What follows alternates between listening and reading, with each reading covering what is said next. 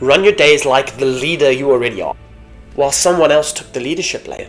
Well, instead of saying, I'm happy to help, the invisible list that's running in your head. Remember I asked you to write down. And that's leadership, not self-sacrifice. A burst of energy, a burst of hope. What problem am I trying to solve? Would be a boundary test at work. What do I mean by minimum versions? Firing throughout the system. Let's talk about the version of success where everything looks fine, but you're running on fumes. If you're a professional woman in a mid or senior role and your life looks fine on paper, but you feel like you're carrying too much, this is for you. Because the pattern is usually the same.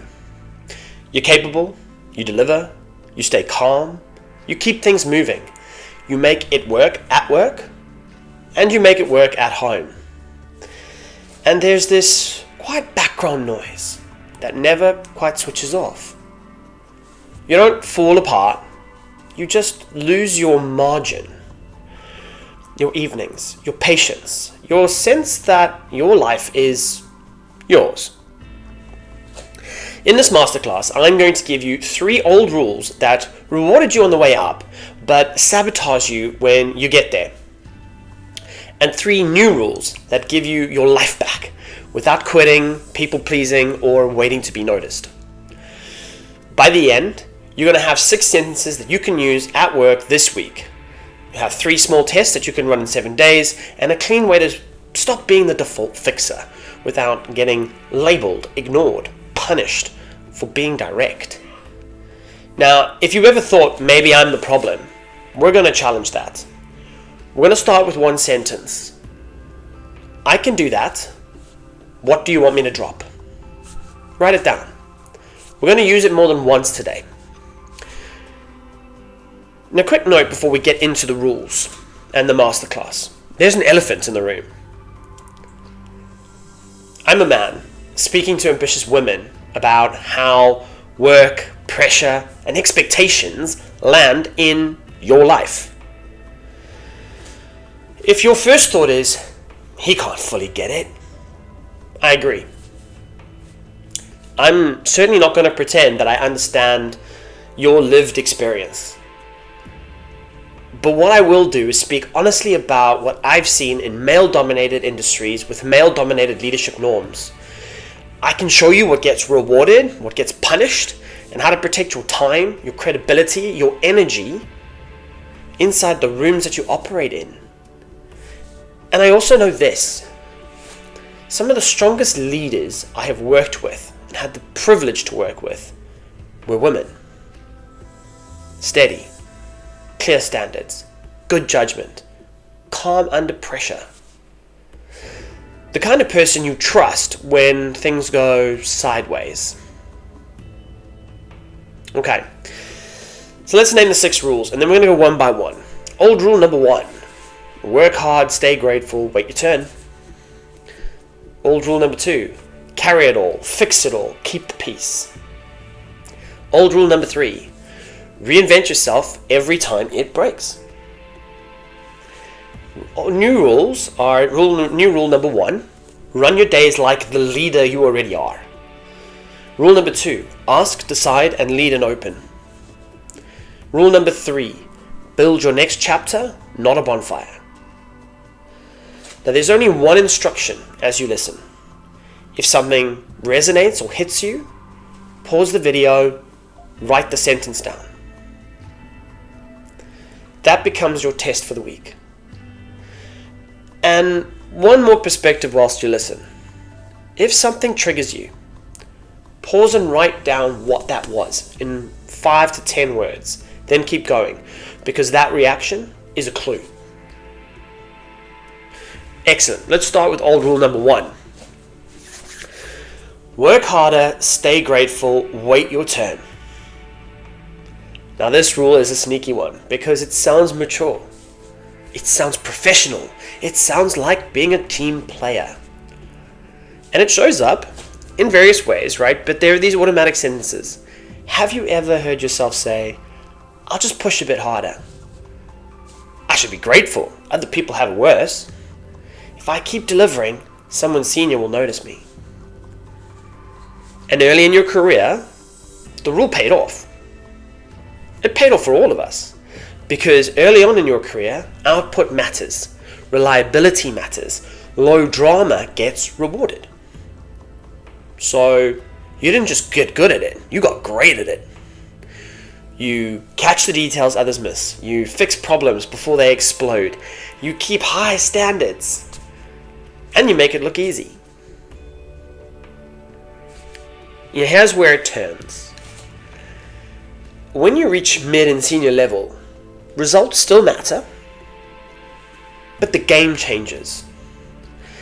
It starts to become less about how hard you work and more about how you shape, what you decide, what becomes clearer because you're there, what gets easier because you set the direction. Old rule number 1, it trains us to stay in an output mode. Head down, quiet competence, grateful, low maintenance. And the problem is simple. Teams will always take more output. Organizations and operations will always take more output. People will always take more output. And the room is going to remember that. They're going to say, she's solid, while giving bigger influence to someone else. I want you to write down this one sentence. Being dependable is not the same as being influential. I'll say it again. Being dependable is not the same as being influential. Hear me out. Dependable gets you trusted. Influential gets you listened to. Now, I've seen this personally play out in various leadership rooms over many years, where a woman, a colleague of mine, was running a key project, and she stepped in and she cleared blockers, she cleared hazards, she got things out of the way, and basically manipulated the timeline to make it better.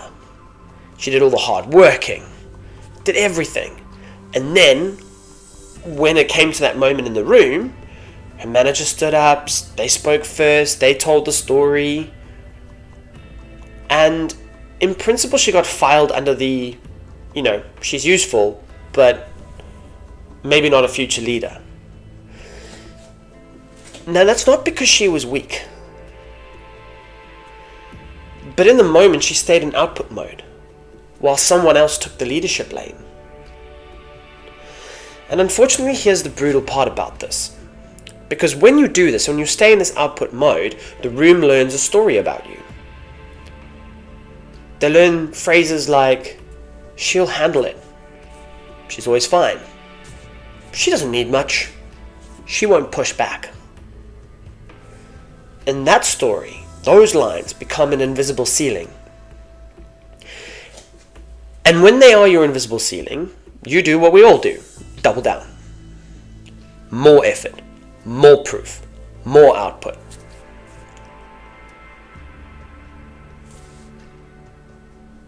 And the return gets worse. Because you get more tasks, not more say, more responsibility, not more support, more fatigue, not more freedom.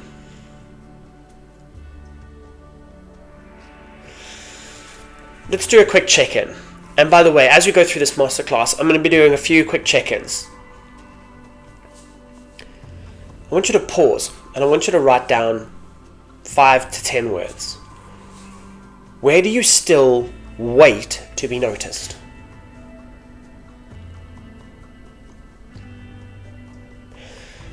Now let's get practical. We're here to break some old rules. You're here to break some old rules. So how do we break old rule number 1? Well, it breaks when you stop waiting to be noticed and you start speaking in leadership terms about the work that you're already doing. Let me be clear. It's not about being loud. It's certainly not about being, about bragging, because those two things very much stem from arrogance. This is about clarity and placement. You need to make your work easy to see as a leader so that you can be seen in that leadership role. I'm going to give you 3 tools now. Tool number 1, the leadership handover line. Love this. Caught yourself saying, I'm happy to help before? Yeah. Well, instead of saying, I'm happy to help, say, happy to lead this. Here's the outcome. Here's the decision I need. Here's the timeline. In that moment, you have moved from helper to owner.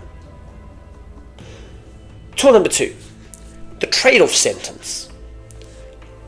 Now this one matters because it actually stops the quiet yes that we tend to say.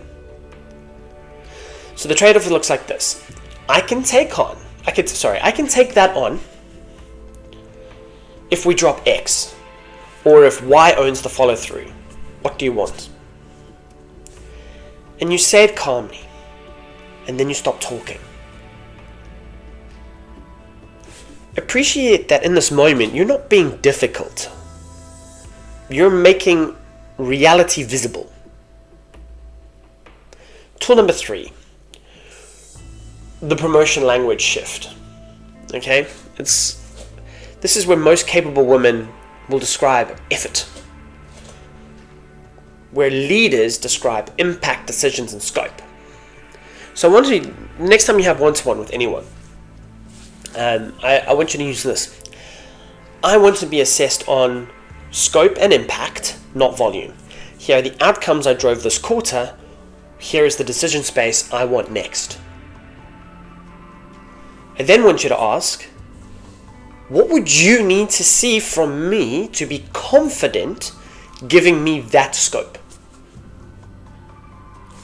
That question, that second part, changes the dynamic. It changes the conversation. It turns invisible work into visible leadership instantly. So let's do a little mini reset. And again, much like the quick recaps, I'm going to do mini resets as well through this masterclass. If you only take one thing from old rule number 1, take this. Stop proving you can carry more. We know you can. Start proving that you can set the direction.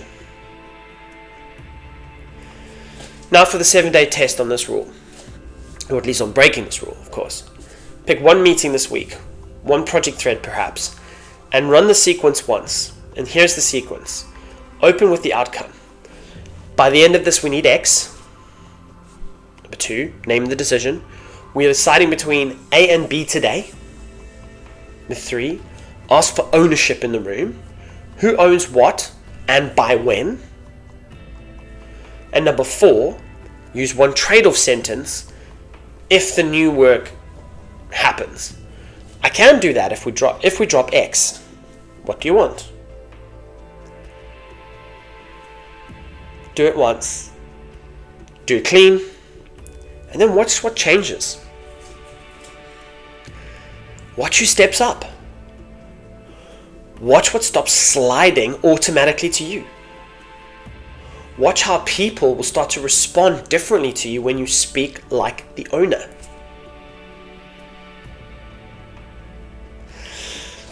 So old rule number 1 makes you the safe pair of hands. Old rule number 2 is all about making you the default fixer. And once you become that person, it spreads from work to home. It's the same pattern, it's just a different setting. So on to old rule number 2. And it's this one. You carry it all, you fix it all, and you keep the peace. This is the rule that drains the life out of high performers. Because it doesn't look like a problem at first. It looks like competence. It looks like care. It looks like you're being the calm one. Ever caught yourself saying, it's quicker if I do it? I'll just handle it, it's fine. They're stressed, I won't add to it. I don't want conflict. At work, this is going to turn you into the person that everyone trusts to sort things out. At home, it turns you to the person who keeps everything stable. Well, that means you've become the glue. Let's see if any of this might feel familiar. Let's set a scene. You're in a meeting. It's running long because nobody pre-read any of the documents, the agenda or the documents. Someone comes in and asks for an update. That's already in the documents, already in the tracker. A decision that needs to be made is stalled because someone more senior is still thinking. What happens? The room drifts. And as it drifts, you step in. You begin summarizing things. You start pulling things back. You save it. And then everybody leaves the room and you do the follow-up. You're writing the emails. You're assigning the actions. You're chasing the loose ends. And then you go home and home isn't quiet. It's logistics, meals, school stuff, appointments, the emotional temperature of the house, the invisible list that's running in your head.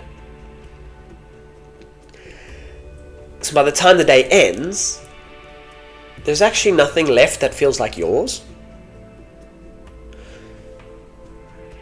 Now let me be clear, that's not weakness. It's compounding mathematics. And here's what old rule number 2 creates. The more you fix, the more the system learns you will fix. The more you carry, the more the load slides towards you. The more you keep the peace, the less honest the room becomes around you. And then something personally really frustrating starts to happen. You start to feel resentment. Not because you're ungrateful, not even because you're a bad person, because you're doing too much for too long without enough truth in your system. And this is where a lot of women that I've worked with misread the problem. Because they start to think it's time management, or productivity, or motivation. You see, the real issue here is the shape of your role. You are doing roles that are not yours. You're carrying weight that needs to be shared and should be shared. I'll tell you, like, from personal experience, I've been the fixer. And in many ways, I wore that with a badge of honor. Because, you know, as a species, we like being needed. And so sometimes, for me, being needed felt like proof I mattered. And then I built this onto myself and I burnt out. And it taught me something I actually didn't want to learn in the moment, but retrospectively really powerful. Being needed is not the same thing as being respected. Needed feels great in the moment. Respected, though, is what creates a sustainable life. And here's the harder truth I learned. Fixing is a form of control. If I do it, I control the outcome. If I control the outcome, I feel safe.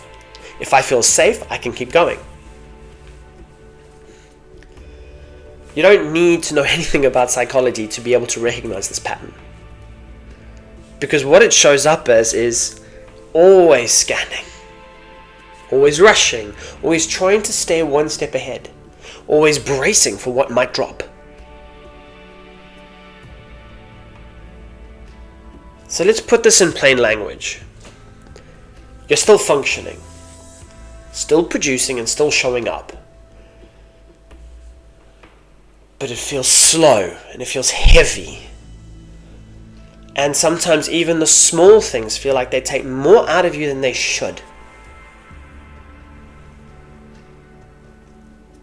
Now, if that resonates in any form, if that hits you in any way, I want you to take it seriously. Because trust me, the body is going to send the invoice. It might come as exhaustion. It might come as health-related things. It could be relationship cracking. And worse, it could just be numbness. Let's get a bit practical again on this. So how do we break old rule number 2? Because it's really important. Well, it breaks when you stop fixing in private and start leading in the open. That doesn't mean being harsh. It means being clear, bringing clarity. So you need to stop absorbing and start naming. I challenge you to do this. You're going to do 3 moves, test moves this week. Move number 1. Stop auto-rescuing in meetings. If a problem arrives, pause for 2 seconds, let the silence sit, and then ask, don't answer your own question, who owns this? What decision are we making? What happens next and by when? Make the room answer. Because if you answer, the room relaxes and you inherit the load again. Because, she stepped in. Move number 2. Replace "I'll just do it" with a trade. So you wrote this earlier, and I now want you to use it for real. Remember I asked you to write down, I can do that, what do you want me to drop? Right, it's time to start to use this properly. Because the sentence itself is powerful, because what it does is it forces reality into the room. I'm sure you'll agree with me that time is finite and capacity is finite. So therefore trade-offs exist whether anyone admits it or not.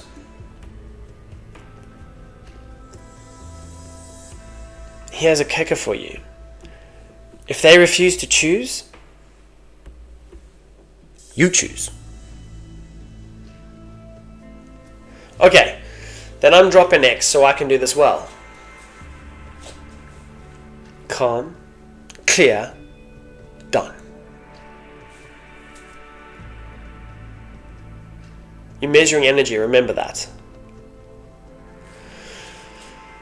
Move number 3 is to stop being the emotional sponge. Now this is a biggie, particularly for women with high EQ. Most women have high EQ, but there are some that are on a very, very high level.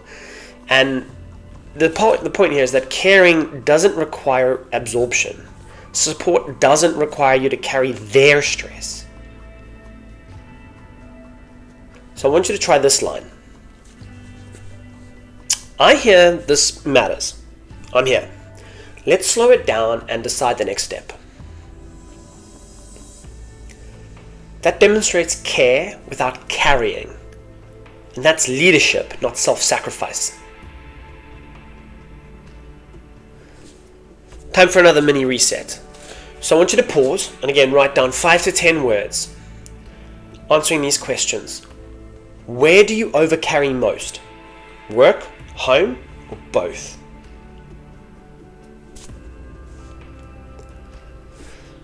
Now your 7-day test run for old rule number 2. Pick one meeting and one at-home moment this week. So for work, it might be that in a meeting, you don't rescue the follow-through. So before the meeting ends, you say, hey everyone, let's take a moment, let's capture the owners and the next steps whilst we're here, all together. And then name it out loud. Owner for X is Sarah. Owner for Y is James, and I'll own Z. The next check-in is on Thursday. You're not micromanaging, you're bringing reality. And then of course send the notes, but don't chase what you don't own. And then at home, let's pick one recurring thing that you just always handle. Could be meals, school admin, weekend planning, household logistics. Pick something that's yours, that you just go, I'm not even having a conversation about this, I'm just handling this. And sit with your partner and name it out loud. and say, okay, I've been carrying this by default. I need this to kind of stop this week. So let's decide on ownership. Don't ask for help. You're not asking for help. Decide on ownership of the task. So, quick recap. So you remember it. Old rule number 2 says, carry, fix, keep the peace. Your new behavior says, pause, name, assign, and trade.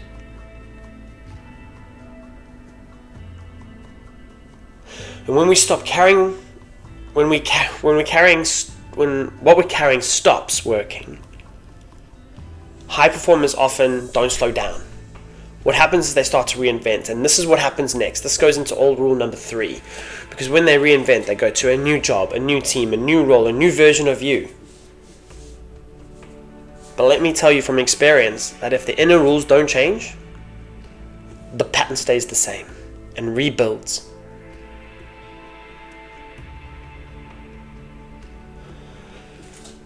So old rule number 3 says this: we reinvent yourself every time it breaks.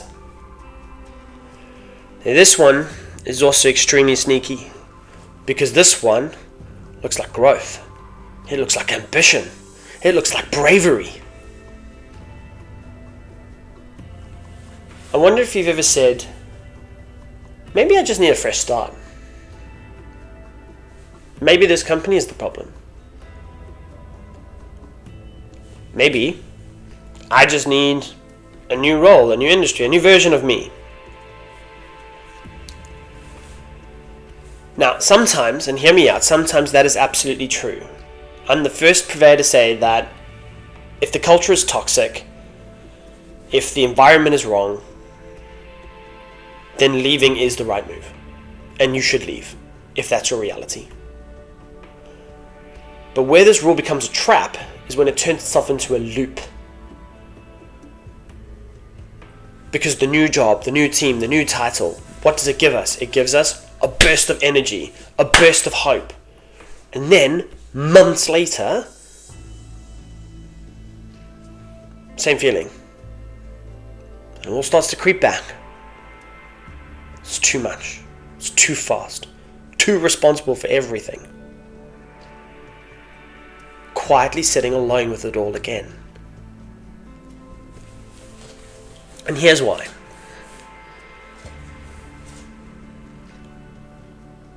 Most people change their outside, they change the external, but they keep the same internal and inner rules. So the same pattern will rebuild itself in the new place because you've not changed your inner rules. So your longer hours will return, your overcarrying will return, the silence will return, and resentment will return.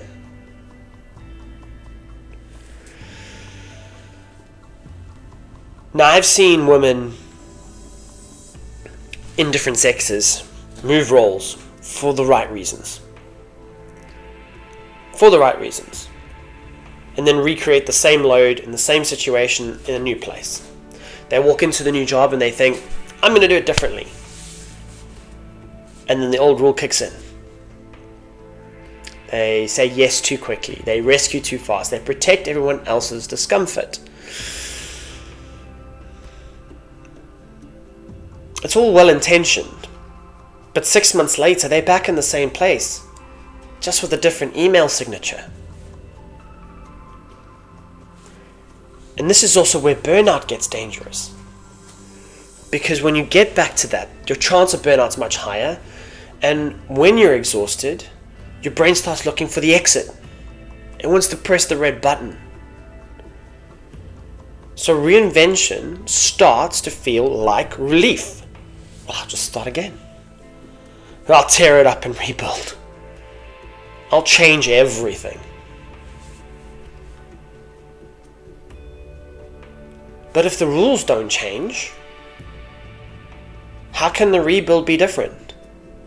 If the rules don't change, the rebuild becomes another version of the same cage.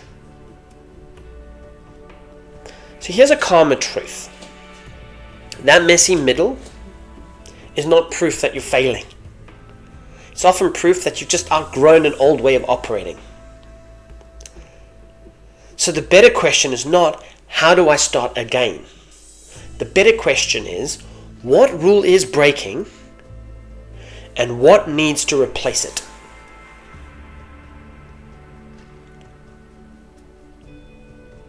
Now this often feels and comes with relief and grief. Relief because it actually explains a lot. And grief because it means the answer is not another external change. It requires a deeper change on how decisions get made, how time gets used, how needs get spoken, how boundaries get held.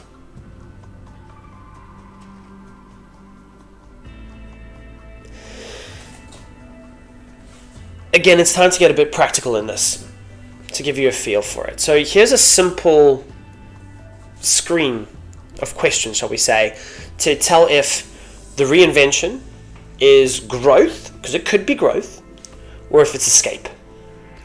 3 questions. Question 1. What problem am I trying to solve? Name it. 1 sentence. Not a story or a paragraph, just 1 sentence. Question number 2. Have I tried solving this with a different conversation and a clean set of boundaries?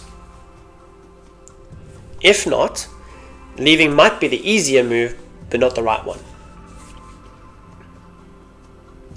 Question 3. If I was to take my current habits into the new place, am I going to get the same result? If the answer is yes, the move's not going to fix it.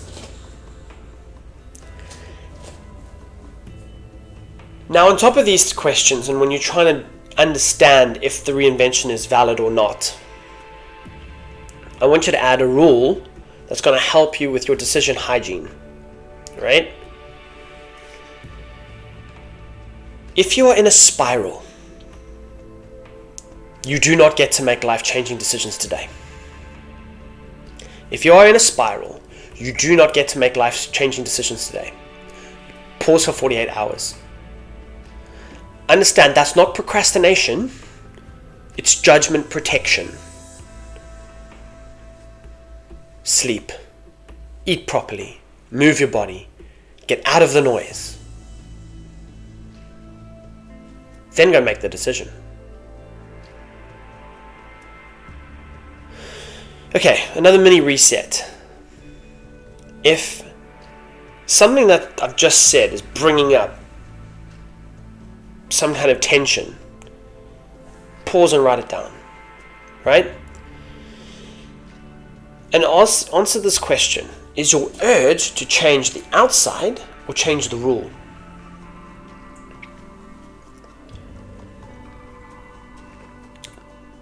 Now, the 7-day test for you on this one.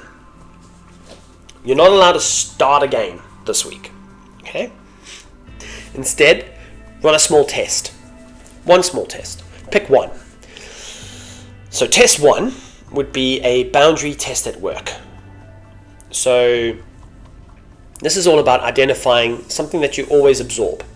Follow-ups, extra meetings, last-minute fixes, being the person that makes everything smooth. And then use this line. I'm not available to carry that by default. Let's name the owner. Now, obviously, that's the template. Work with it. Test number 2 would be capping your meetings. So for 1 week, cap your meetings in 1 day. So choose a day, any day, and pick a cutoff. And use this line. I'm protecting focus time today. Put it in writing, and I'll respond by tomorrow. And then Test number 3 is, say, the home ownership test. Okay, so this is about picking a repeating task that you're quietly holding, that you quietly do and get on with. And it's going back to saying, I've been carrying this by default, that needs to change, let's decide ownership. What happens with these small tests? Because we're only doing little small tests. Small tests create data. Data creates confidence. Confidence reduces fear.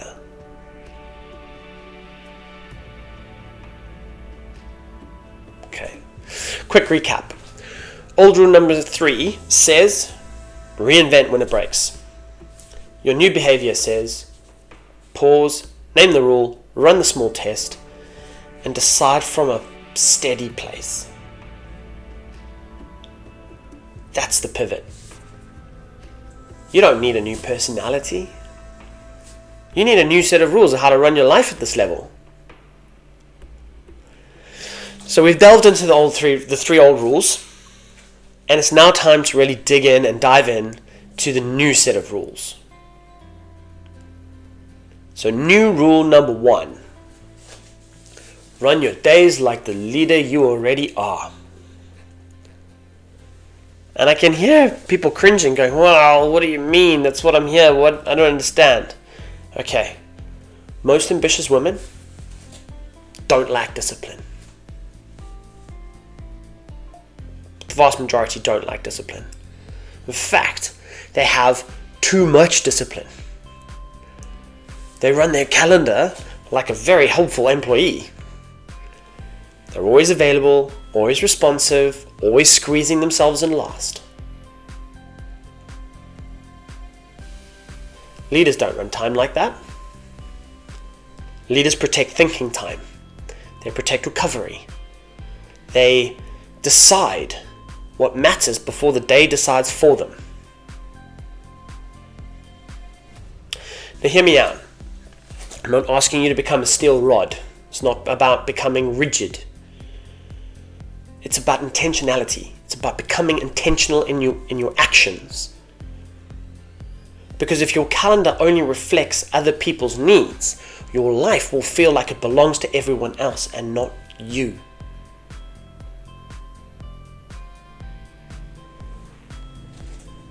So here's the shift.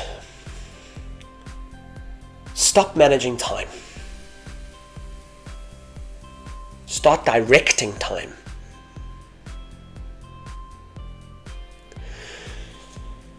You're going to use 2 weekly moves and 2 daily moves. The key is to keep them simple and consistent, because consistency trumps complexity. So weekly move number 1. Pick any 20 minutes. Any 20 minutes. Monday morning, Wednesday lunch, Friday close. The day, irrelevant. It doesn't matter. The reset does. Okay. Because in that 20 minutes, you're going to choose 3 outcomes for the week. Not tasks, not a to-do list, outcomes. So what's an outcome example? Would be decision made on X. Team aligned and moving on Y. Hard conversation had and completed. 2 evenings protected for actual rest. These are outcomes.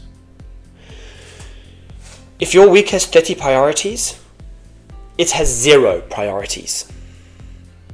3 outcomes forces choice.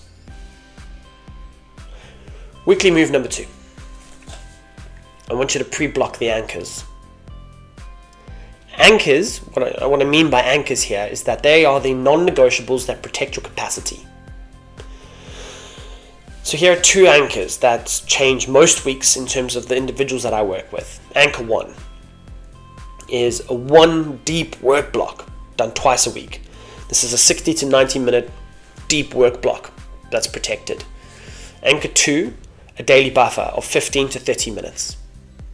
The buffer is where life goes. Without the buffer, life will just move into evenings. Now if you're thinking, I don't have time for that, listen closely. You already pay for that time. You just pay for it at night.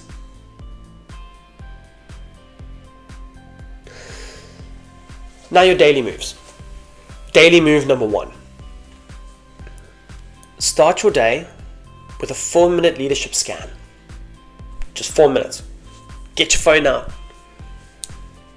Stop, watch it. And I want you to ask 3 questions. What's one decision I'm avoiding? What's one conversation that would reduce this week's pressure?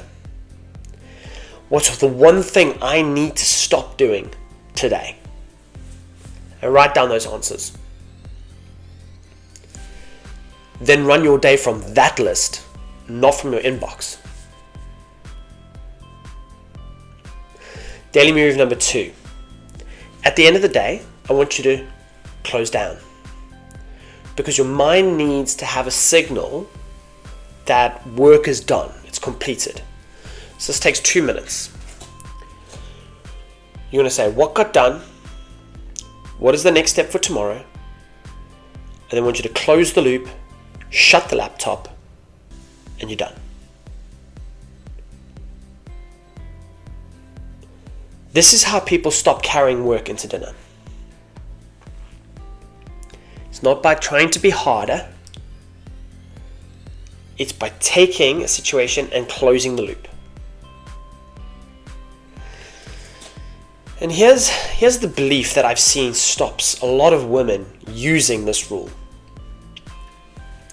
They say something along the lines of, if I protect my time, people will think I'm not committed. Ouch.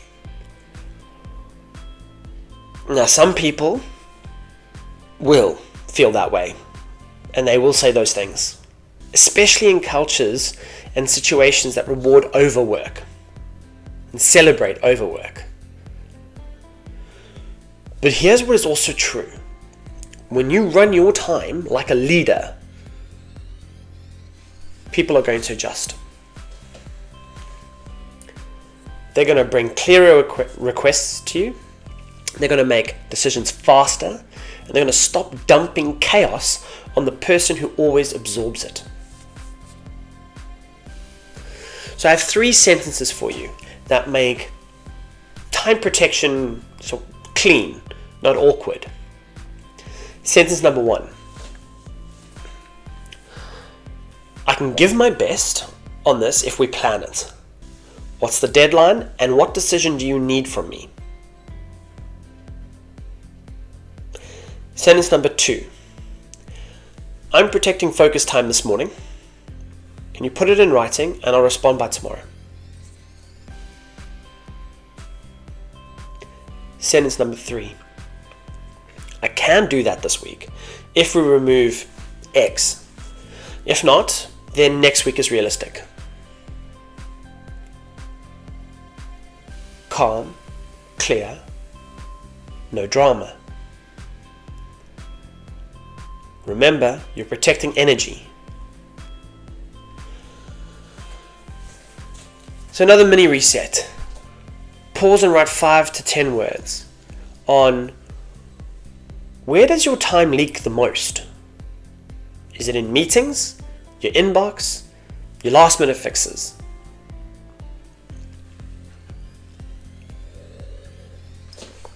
Now, the 7-day test on new rule number 1. For 1 week, you do the minimum version of new rule number 1. What do I mean by minimum version? Okay. Pick 1 outcome for the week. Not 3, 1. Could be block 1 deep work slot, 45 minutes. Just do 1. Add 1 buffer slot, 15 minutes a day. And do the close down ritual 3 times this week. Not all 7 days, just 3 times. Just having small bits like that is enough to create momentum and movement. Remember, you're not trying to become a new person. You're trying to run your week from leadership, not from reaction.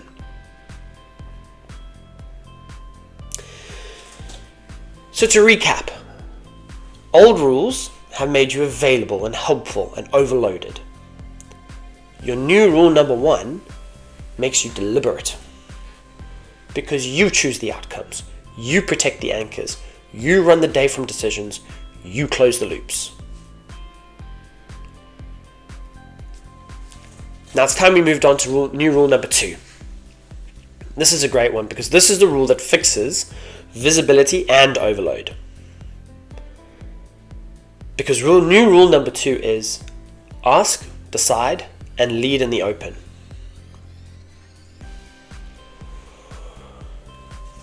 So as I mentioned, it fixes 2 things at once. It's going to reduce your load and it's going to increase your influence, your visibility.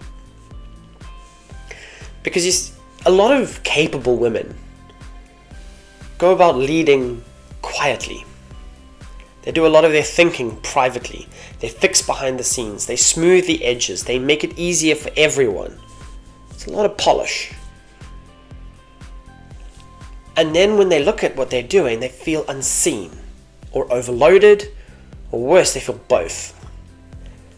And that's not because they're failing, but rather because they're leading in a way that makes their leadership invisible.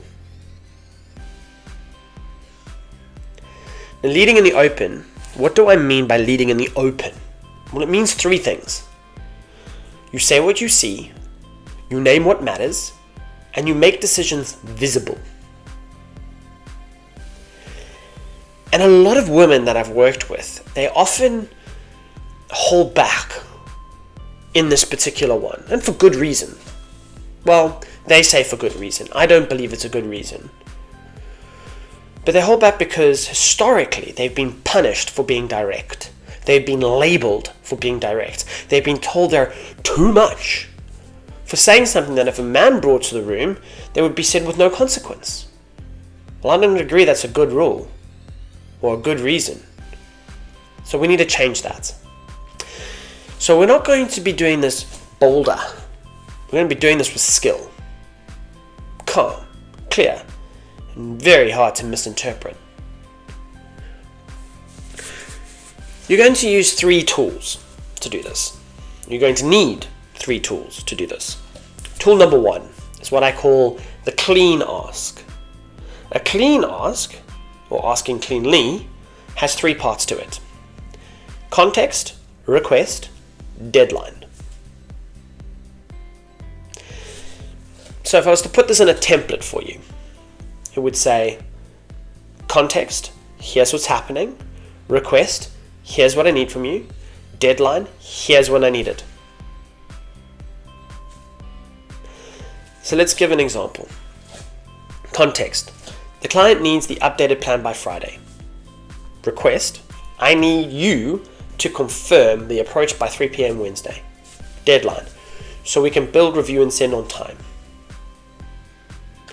So all together now. The client needs the updated plan by Friday. I need you to confirm the approach by 3 p.m. Wednesday so that we can build, review, and send on time. You've provided clarity.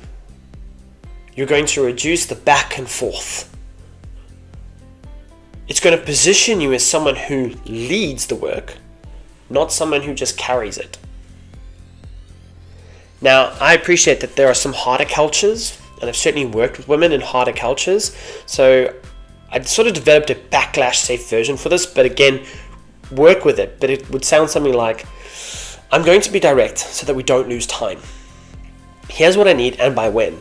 If that's not possible, tell me what you want deprioritized. That block is going to protect you because it keeps you firm without sounding and coming across as sharp. That's the clean ask. So tool number 2 is the decision statement. So in meetings, love this, replace we should with we are deciding. We are deciding between A and B today. Then use a recommendation. I recommend B because it reduces risk and keeps the timeline. Then name the trade-off. If we were to choose A, the trade-off is cost and delay. This is what leaders do. They turn noise into a decision. They name trade-offs out loud. And they help the room move forward. Tool number 3. The public follow-through. So this is where the inside fixer wants you to do it very privately. Don't. End meetings with this. Let's take a moment. Let's capture the owners and the next steps whilst we're all here together. And then you're going to speak it out loud. Owner for X is Sarah. Owner for Y is James. And I'll own Z. Next check-in is on Thursday. It's not micromanaging. What you're doing is creating a shared reality. It's time for another mini reset. Pause, write down 5 to 10 words on where do you lead quietly right now and where do you do it in private.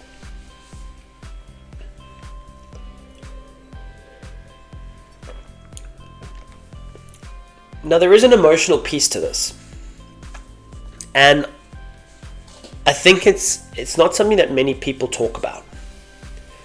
But many ambitious women avoid leading in the open because it triggers fear. The fear of judgment, of backlash, of being disliked. Those are big fears. I'm certainly not going to downplay them. But there is a decision to be made in this. Would you rather be liked and overloaded or respected and supported? Now, if that shot the hairs on your back of your neck up, take a minute to pause and write down how it's hitting you. It's important. But you need to make that choice. Now for your 7-day test. For 1 week, you're going to lead one thing in the open. Just one. Pick a project or a recurring meeting or a decision thread. Something. Just pick one thing. And you're going to do 3 things every time. You're going to start with a clean ask. So remember, that's context, request, deadline. You're going to name the decision. We're deciding between A and B. And you're then going to close with that public follow-through. The owners, the next steps, the date.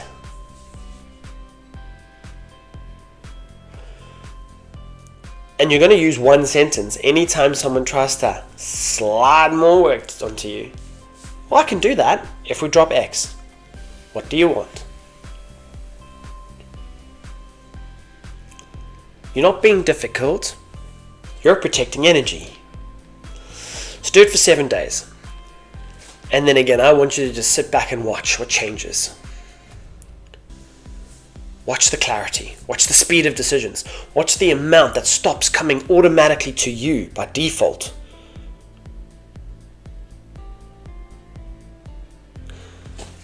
So quick recap. New rule number 2 is we need to ask cleanly, decide out loud, and follow through in public. And what does new rule number 2 give us? Well, it reduces chaos, it reduces hidden labor, and it makes your leadership visible.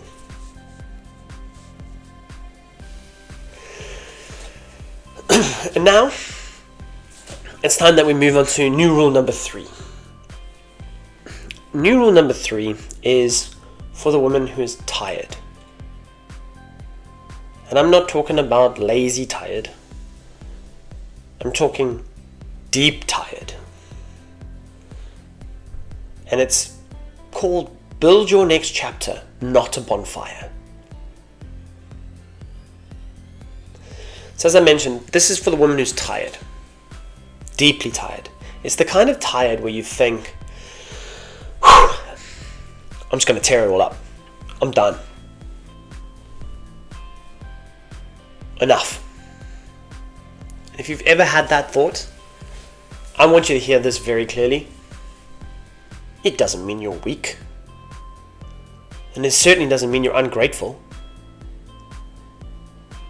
It arguably means that you've been carrying too much for too long without enough support, truth, or recovery. A bonfire move is what happens when your nervous system is done and it is pressing the red buttons. This is the quit in a wave of emotion. This is burning bridges, nuking your identity, starting from scratch. I mentioned before, sometimes leaving is absolutely the right move. If safety is on the line, leave. If the environment is toxic and damaging, get out. But for many ambitious women, the danger is it's a different one. It's making a permanent decision whilst in a temporary state. Hear me out on this. So when the body is overloaded and cortisol's firing throughout the system, everything feels urgent. Every problem feels bigger. Every option feels extreme. So what new rule number 3 does is it's all about creating a third option. Not stay and suffer, not burn it all down or tear it all up, but rather building the next chapter while standing in your power. And here's how to do it. Step 1. Stop making life decisions when you're in the spiral. If the week has been chaos, I mentioned before, pause for 48 hours before you make a big call. It's not avoidance, it's decision hygiene. Sleep, eat properly, move your body, get out of the noise. Then decide. Step 2. Build proof, not fantasies. Instead of imagining a whole new life, run the small tests. Because the small tests create data, data creates confidence, confidence reduces fear. I mentioned these before, your work tests, right? Ask for a role reshape conversation. Trial 1 day a week where you recap your meetings. Trial 1 project where you refuse to be the fixer. At home, it could look like that trial where weekly reset, where ownership is visible. Or where you have one boundary where tasks get shared, not silently absorbed. A self-test could look like trialing one habit that brings you back online. And I'm not talking about computers. This is sleep, movement, a proper break, a real close down. Step 3. Create that next chapter. Right? The next chapter plan. And put it in 3 lanes. You're going to put 3 lanes. Work, home, self. That's right. You get to do one for yourself too. And keep it simple. Put 1 change per lane to start with. Not 10 in each column. So work could be, what has to change in the next 30 days? Home could be, what needs to be shared or renegotiated? Yourself could be, what is one habit that brings you back online?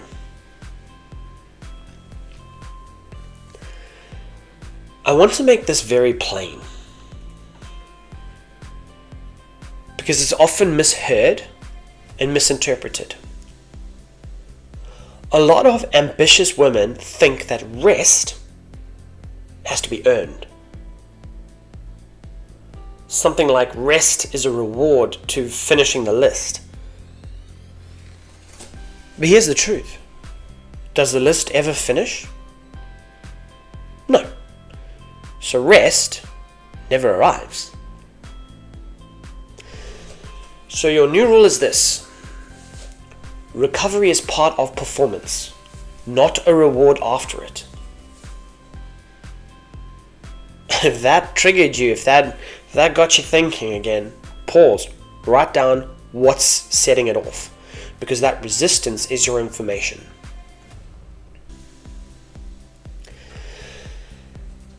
So let's do another mini reset here. If you're listening and you're thinking, well, this just feels like more things to do, stop for a moment. Remember, we are not adding tasks here.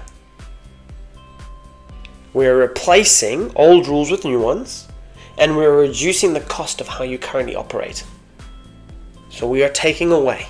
We are not adding. Now your 7-day test run with this. You're going to run one small test in one lane. Choose one. Work test. This week, you will stop being the default follow-up. You'll end the meeting with, let's capture the owners and next steps whilst we're here. And then you're only going to chase what you personally own. Your home test.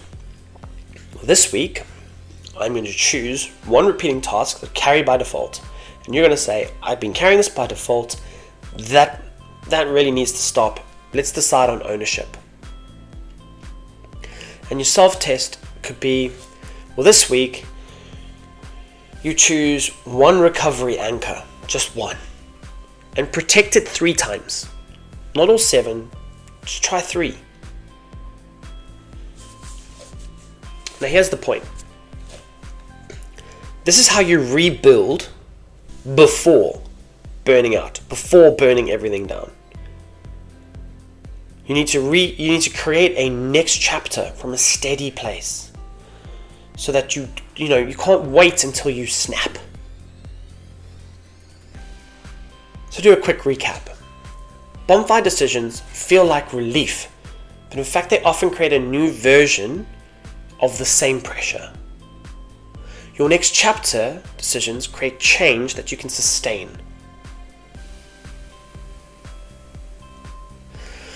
So now we're going to close this all off.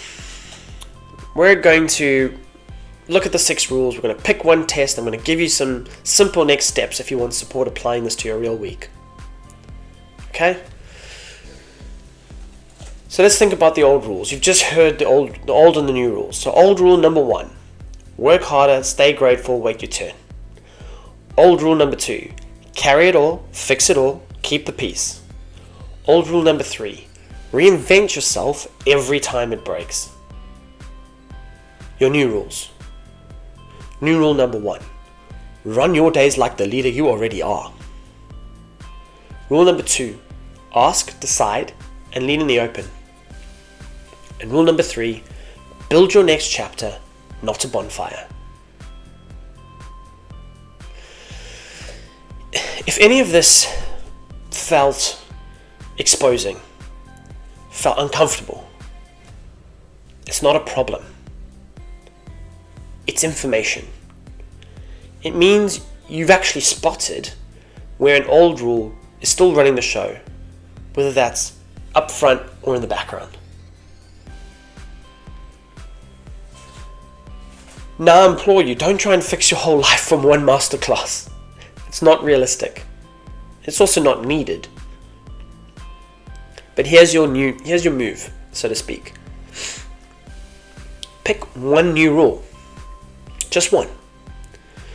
And run it for 7 days. Run it perfectly, imperfectly. Because we're not looking for perfection. Perfection doesn't exist. But do it consistently. Because consistency beats complexity. And if you pick new rule 1, choose one outcome for the week. Block one focus hour slot. Add one buffer. Close down 3 times. If you pick rule number 2, new rule number 2, use one clean ask, name one decision out loud, and end one meeting with the owners and the next steps. And if you pick rule number 3, new rule number 3, run one small test in one lane. Home, work, self. And remember, no big decisions get made if you're in the spiral. And then watch what changes. Not in your whole life. In your week. In your energy. In how people respond to you. In what stops automatically coming to your plate.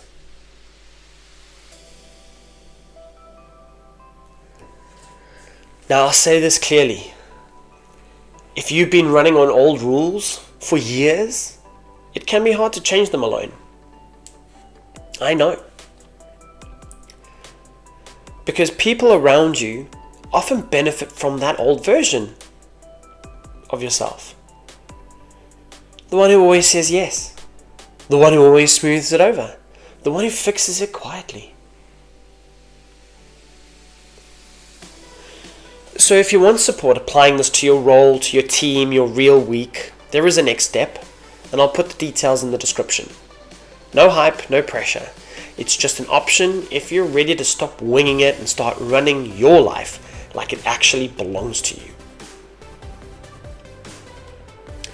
And if this masterclass helped, do two quick things. Subscribe, because I'm going to carry on building on these rules with practical tools that you can use. And also share it. Share it with someone who carries too much and never says it out loud.